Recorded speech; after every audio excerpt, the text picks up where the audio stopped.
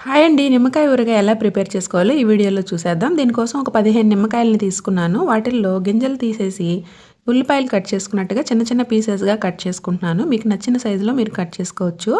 Full video కావాలంటే డిస్క్రిప్షన్‌లో link ఉంది చూడండి. లేదంటే మెయిన్ ట్యాబ్ మీద క్లిక్ చేయండి. ఇలా చిన్న చిన్న పీసెస్ కట్ చేసుకొని ఒక ప్లాస్టిక్ కంటైనర్‌లో కానీ లేదంటే జాడీలో కానీ వేసుకోవాలి. ఇప్పుడు ఇందులో మనం ఒక 5, 6 కాయలు పక్కన పెట్టుకొని వాటిల్ని రసం చేసి గింజలు లేకుండా వేసుకోవాలన్నమాట. తర్వాత ఇందులో రుచికి సరిపడా ఉప్పు వేసుకోవాలి. నేను ఇక్కడ 2 టేబుల్ స్పూన్ల ఉప్పు వేసుకుంటున్నాను. ఒక 2 స్పూన్ వరకు పసుపు వేసుకొని బాగా కలిపి ఒక 3, 4 రోజుల పాటు బాగా ఊరనివ్వాలి.